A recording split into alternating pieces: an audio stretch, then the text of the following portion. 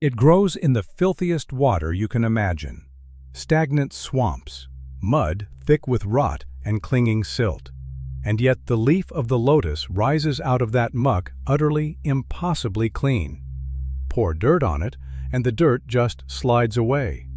Let the rain fall, and the water never soaks in. It gathers into perfect silver beads that race across the surface and spill off the edge, taking every speck of dust with them. The leaf doesn't get wet. It doesn't get dirty. It can't. For 3,000 years, people saw this and called it a miracle, a symbol of purity rising untouched from the filth. They were watching one of the most sophisticated surfaces in the natural world. They just couldn't see it. This is designed to survive. And this is the leaf that water is not allowed to touch. Think about what should happen. A drop of water lands on a leaf, and normally it spreads. It flattens out, wets the surface, sinks into it, carrying dust and spores and bacteria down into the plant.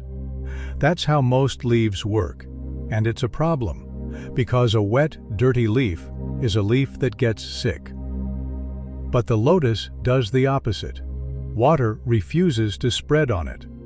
A droplet lands and pulls itself into a near-perfect sphere, barely touching the surface at all, ready to roll away at the slightest tilt. To understand why, you have to shrink down, far past what the eye can see, into the skin of the leaf itself. At first, under a microscope, the surface looks like a field of tiny hills. Thousands of little bumps, each only a fraction of the width of a human hair, rising in a dense, even carpet across the leaf. These are the papillae, the first layer of the lotus's secret. Already, they change everything. A water droplet resting on this bumpy field can't lie flat against the leaf. It can only touch the very tips of the bumps, perched on top of them like a person lying across a bed of nails. Most of the droplet isn't touching the leaf at all. It's touching air. But that's only half of it. Zoom in on a single one of those bumps, and you find it isn't smooth either. Every papilla is coated in a second, far smaller structure, a dense forest of waxy crystals, each just billionths of a meter across.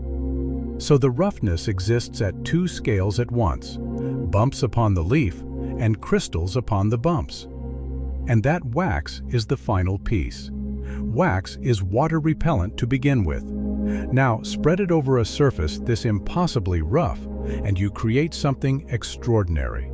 A leaf that holds a cushion of trapped air across its entire face, so that a water droplet rests not on the plant, but on a bed of air held in place by structure alone.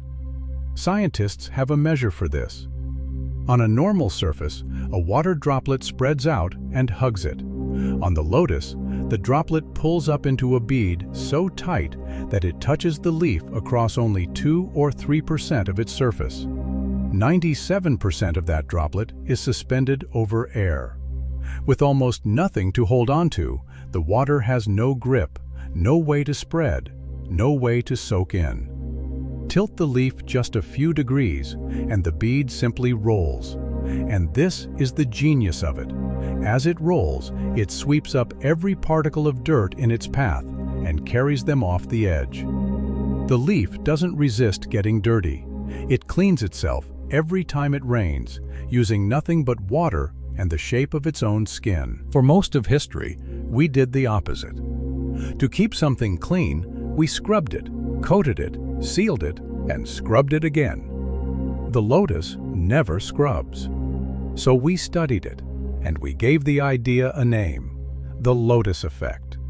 Today, there are paints that carry those same microscopic bumps, so that rain washes a building's walls clean on its own. There is glass that sheds water without a wiper, fabric that a coffee spill rolls straight off of, and coatings on the hulls of ships that stop barnacles and grime from ever taking hold. We are still chasing it, though. Nature's version is delicate. Those tiny structures are easily worn down. And no coating we've made yet stays perfectly clean for as long as a single leaf does, season after season in the mud. And maybe that's the quiet lesson of the lotus. For thousands of years, we called it sacred, proof that something could stay pure in a world of filth. We were right that it was remarkable. We were just wrong about why. It isn't blessed, it's built. The purity people worshipped was never magic. It was architecture, written at a scale too small to see, doing its silent work every time the sky opened. The lotus doesn't fight the dirt. It simply built a surface the dirt was never able to hold. If this changed the way you see something as ordinary as a leaf in the rain, then you already understand this channel. Subscribe so you don't miss where we go next, because we've just seen a surface built to shed every drop of water it ever meets. Next time, we go to the driest place on Earth, to a creature that does the exact opposite, a beetle that has learned to pull water out of thin air and drink from a desert where it never rains. This is Designed to Survive. We'll see you in the next episode. If this made you look at the natural world a little differently, you're exactly who this channel is for. Hit like if it changed how you see something you thought you already understood. Subscribe so you don't miss the next design nature perfected millions of years before we ever showed up. And tell me in the comments what you want broken down next. I read every one. This is Designed to Survive. We'll see you in the next episode.